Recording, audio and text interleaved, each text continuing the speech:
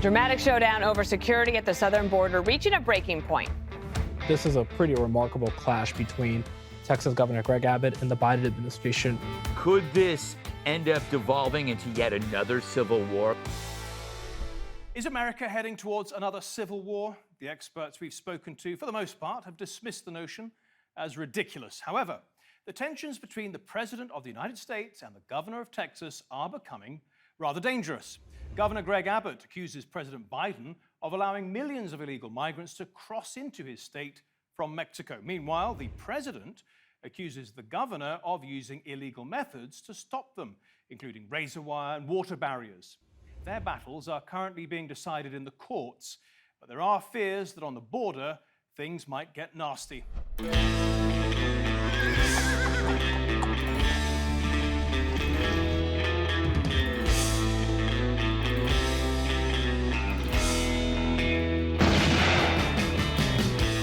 Texas heading for a showdown with the federal government. The crisis at the southern border has turned into a turf war between state and federal officials.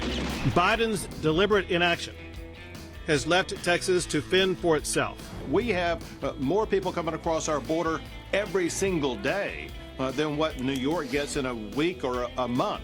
And so it's outrageous. There's only one reason why this is happening, and that's because Joe Biden has eliminated all of the 4 policies that Donald Trump put in place that led to the lowest illegal border crossings in 40 years. Just give me the power. I've asked for the very day I got in office. Give me the border patrol.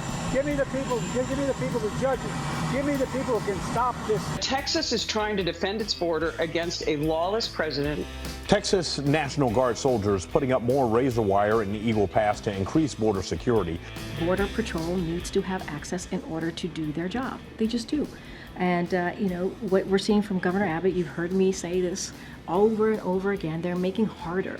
They're making it harder. He's making it harder for Border Patrol to do their jobs. They need access.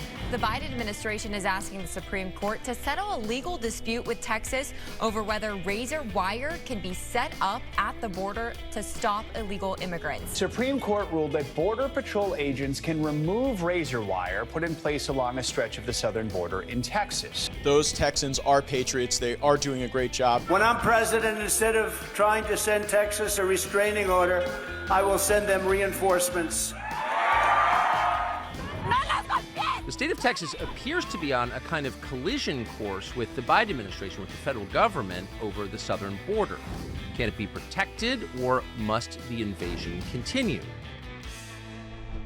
Well, that, of course, depends on who's right and who's wrong in the eyes of the law. So let's discuss it with our 2 opposing lawyers. And we're joined now by David Coale, a constitutional lawyer based in Texas who supports Biden's immigration stance, and Robert Barnes in Las Vegas, another constitutional lawyer who favors Governor Abbott. Welcome to the program, both of you. David Coale, the key question here really is who has the power over Texas's border security? Who's responsible for that?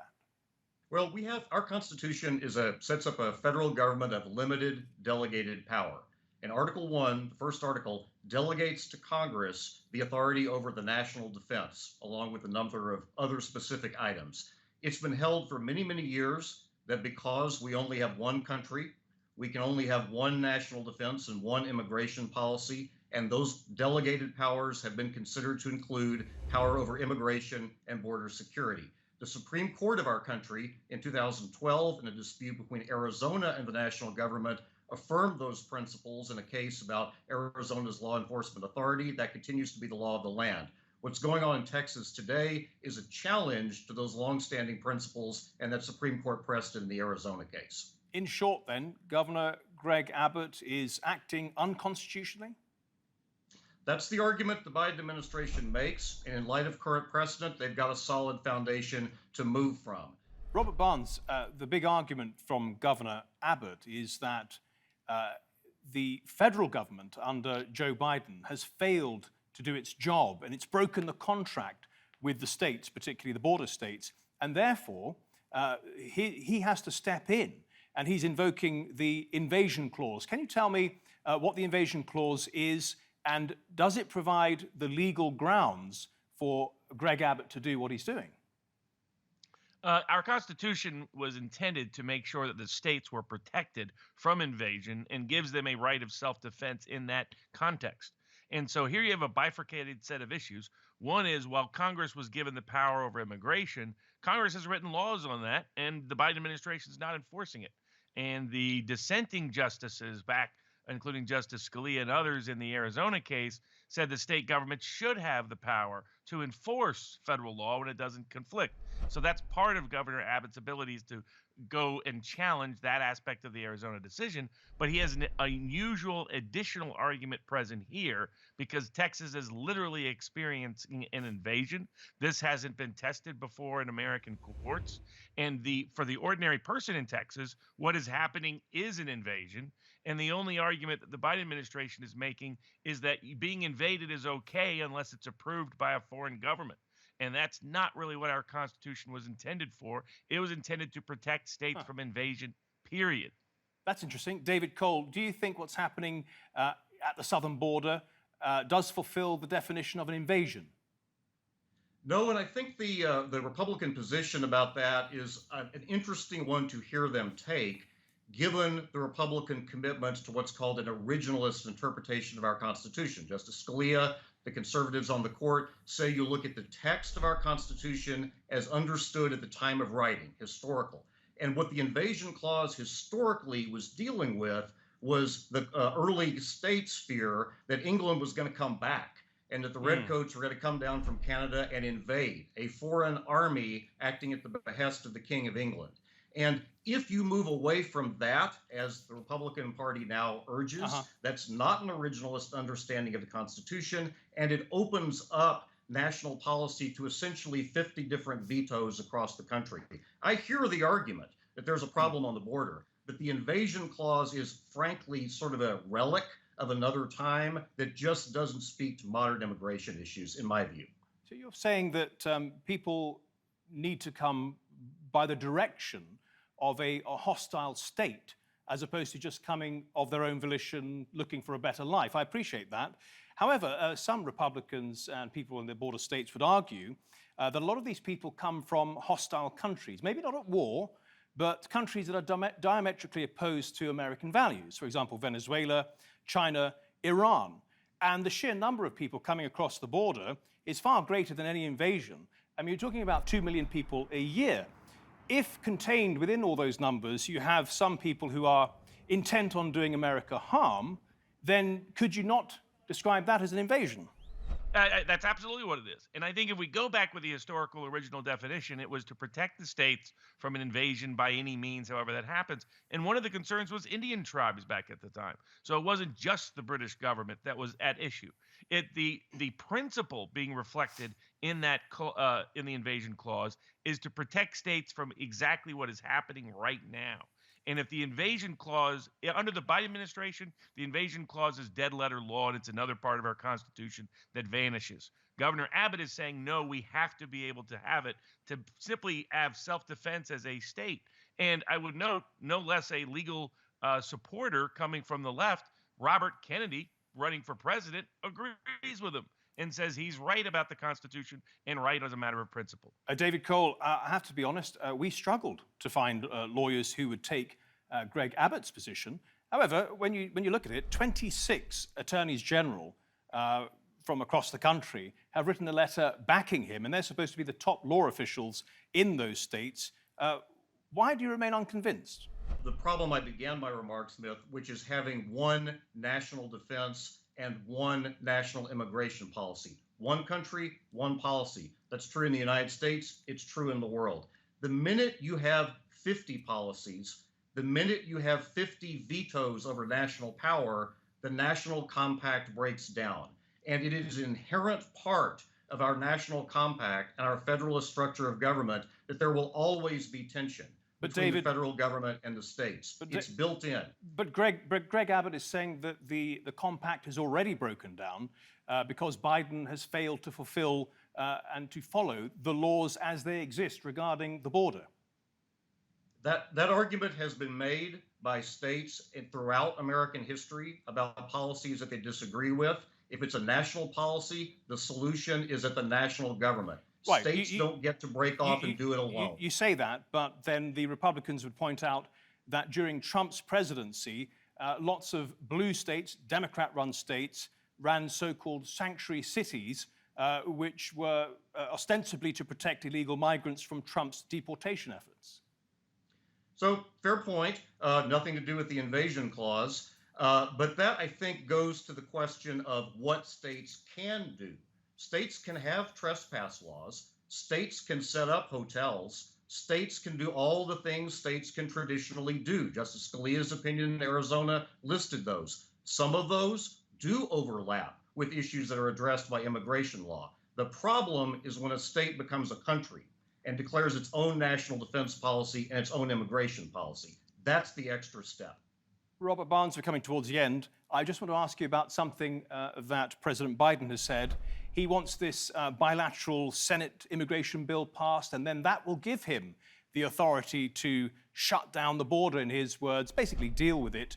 Do you think he needs that additional authority? He has all the authority he needs. He's simply trying to use this crisis to extort additional gains, including all the money he wants to send over to Ukraine. So he already has all the authority. In fact, that's really the conflict. Texas isn't trying to do its own immigration policy. It's just trying to enforce the immigration policy that Congress has already passed that Biden won't enforce. David, does Biden need this bill to pass to give him the additional authority he says he needs to handle the border?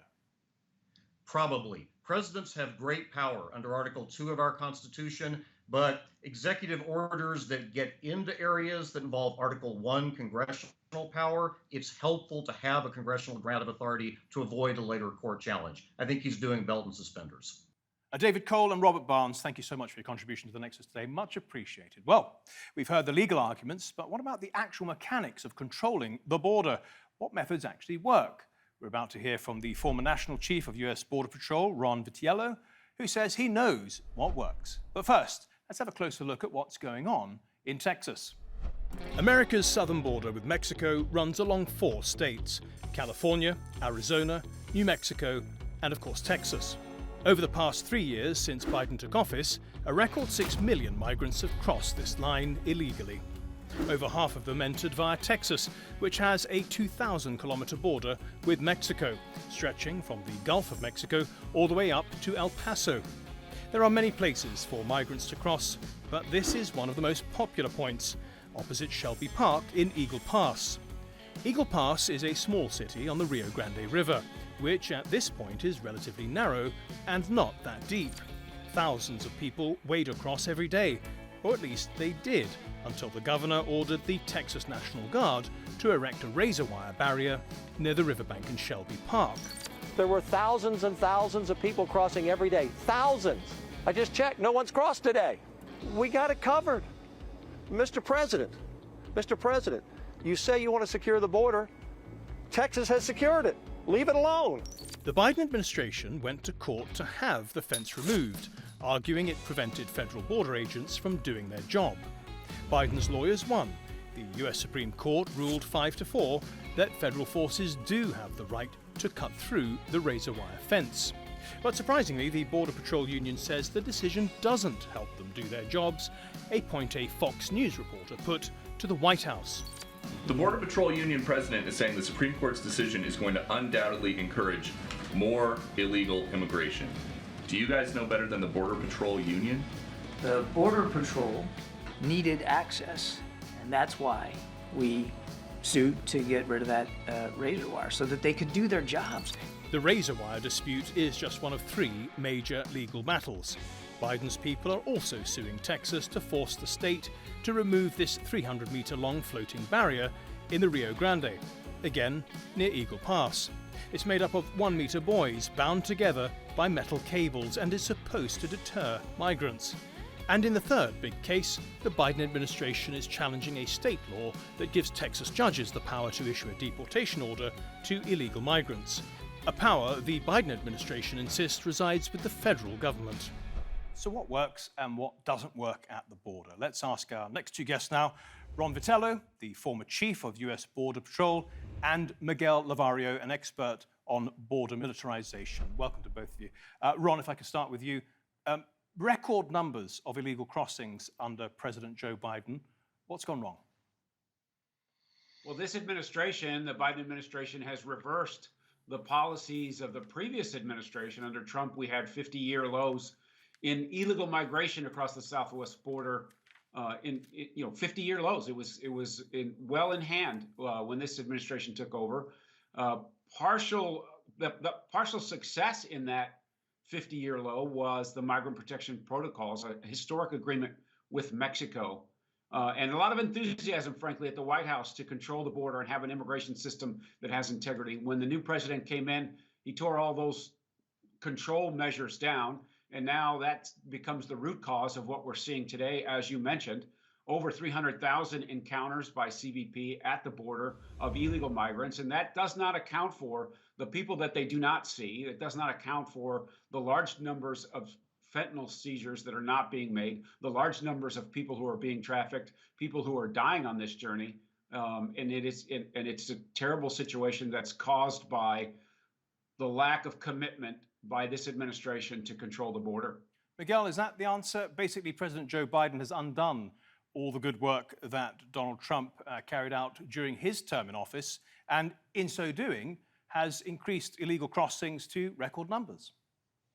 Well, I think there's several things we have to consider that Mr. Vitello didn't mention, is that we, as an historian, we understand cause and effect. And so we are looking at record numbers, but we have to understand the effect that COVID had on those numbers and the Remain in Mexico policy that the Trump administration implemented. And they were pushing that problem down the road. And so when that was lifted because of the end of the pandemic, we're seeing the repercussions of that.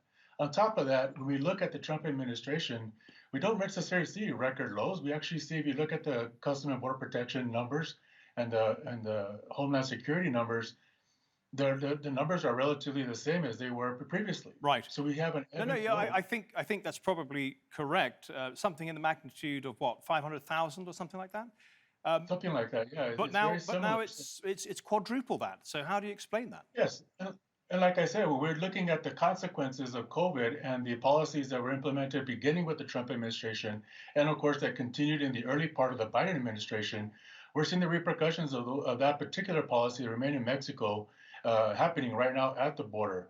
And as I was mentioning before, we look at the apparatuses that Governor Abbott has been put in place. Those are short-term political theater measures that have no real solution. On the Remain in Mexico policy, you say we're seeing the repercussions. A lot of Republicans especially would say it was a fantastic policy. What do you mean by repercussions? Repercussions is that they're waiting out their hearings in Mexico, and Mexico had, and we also see from the international groups and the civil rights groups that their Remain in Mexico had also caused a lot of danger for those immigrants. The Republican argument, and perhaps other Americans would make the same argument, is that the duty of the United States government is to their citizens first, and that by asking them to remain in Mexico rather than remain in the United States, possibly for up to a decade, that actually safeguards American citizens first.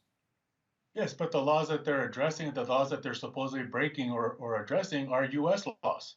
So under the Constitution, they have the legal right of due process, and that's why it is a responsibility of the United States. And in previous administrations, we've had certain, like what we have today with a parole protection program that allows for these immigrants to stay with a sponsor in the United States to await their hearing. We had a similar policy under the Obama administration, which actually yielded over 90% of those immigrants attending their court hearings. And when Trump came into office, he eliminated that program, which exacerbated the problem of having those immigrants come to their hearings. Ron, I think that Miguel is saying that under President Biden, some of the legacy of Trump is still causing problems. I don't agree. Trump ended the last surge largely before COVID was, we saw the lockdowns in COVID in the United States. Let me just give you an example. When President Trump took over in 2017, the number of people crossing the border was almost zero. We had less than 400,000 illegal migrants encountered at the border in 2017. Fast forward, through his presidency, there was a surge that was ended. That surge when I left government in 2019 was 3,300 people per day being encountered by CBP illegally crossing the border. That number now exceeds 6 to 7 to 8 and it's hit 10,000 under the Biden administration. We are on pace this year to encounter more than 3 million people. And that's not the effect of COVID. That is the result of ending the migrant protection protocols. And I will agree with Miguel that implementation in Mexico was spotty and was not perfect, but it ended the surge. It gave people an opportunity at due process. It gave them an opportunity to claim asylum in the United States. Because the history here is that most of these people are not qualified for asylum. If you live in a bad neighborhood in the third world, that doesn't qualify you for asylum in the United States. And safe third country, or the Migrant Protection Protocol implementation, is based in bipartisan U.S. law. The president has a right to close the border and allow people to wait in a safe third country if they're claiming asylum in the United States as they're passing through a safe third country. Miguel, I just want to focus on what's going on in Texas specifically. And obviously the Biden administration won a victory at the Supreme Court, forcing the Texans to acknowledge that they have the right to cut that razor wire if they want to. And the Biden administration made those efforts on the pretext that Border Patrol could then do its job. But we've heard from the Border Patrol union saying that cutting the razor wire didn't help them do their job. So who knows better? Is it the Border Patrol or union, or is it the Biden administration? Well, that's where we have a problem, right? We have a sort of a mixed sort of bag of understanding what the Border Patrol is able to do. You have the union, which has historically actually supported conservative politicians and endorsed conservative politicians. So that's a little difficult to assess their argument about how it's actually helping when you have other Border Patrol who are arguing that it's not helping. And historically, we've seen that. When we've seen state or even local officials intervene in federal law enforcement, most Border Patrol say that they're not helpful, that they're not helping the situation. And we've seen several examples over the decades of where we have this kind of intervention from state and local officials. It has actually hindered the jobs of Border Patrol officers at the border because they don't have the qualifications, they don't have the training, and they certainly don't have the experience on enforcing immigration law, which of course, as we know, in the Supreme Court further justified, is a federal jurisdiction. So when we look at Greg Abbott's antics, they're simply just that, antics. And we saw that when he closed the ports of entry a couple of years ago and had to rescind that, falsely claiming that he had made arrangements with the border governors, which in fact he didn't make any new arrangements. They simply agreed on what was already established. And very quickly, I want to just add a little bit of context to Mr. Vitello's comment about the negative zero immigration rate that happened in 2017. That was a result of the Obama administration. When Trump came in, that's what he inherited. He didn't cause that. He actually inherited that. So when we look at the surge throughout his term, that's a surge, not a negative zero. So I just want to make that clear. So when we look at the current context in Texas, it simply is that state and local intervention historically has not been as helpful as they want to make it out to be. Just a final question for you.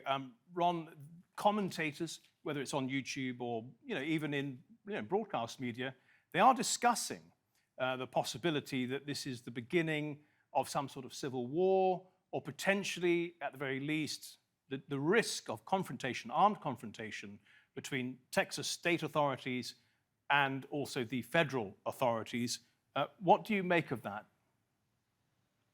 I believe that many people, including the press, will over-index on the contest between the capital of Texas in Austin and the capital of the United States in Washington, D.C. And I will just say that the men and women in uniform at DHS, the men and women in uniform of the Texas Guard, are consummate professionals. They will work out what's going to happen on that border each and every day, like they have been doing for the last couple of decades. And Miguel? so I am not concerned that federal agents and frontline people and Texas Guard frontline people are going to have conflicts on the border, because they've been doing this for a very long time without incident, and they all are they all have the same mission to protect their people.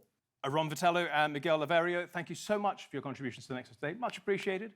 Well, we heard what our guests think about the chances of a civil war in America, but there's clearly something in the air, and in April, Hollywood is preparing to release Alex Garland's latest film, the title, Civil War. 19 states have seceded. The United States Army ramps up activity. The White House issued warnings to the Western forces as well as the Florida Alliance. The three-term president assures the uprising will be dealt with swiftly. Let me know if you want to try anything on. I guess aware there's like a pretty huge civil war going on all across America. Well, an exciting trailer, but is there any truth to it? We spoke to Adam Smith, who is a professor of US politics and political history at Oxford University and the author of The American Civil War. He says the situation in the US is extremely delicate. Some of the conditions for civil war to happen are definitely present in the United States. There is a major multi-leveled crisis of legitimacy in the United States.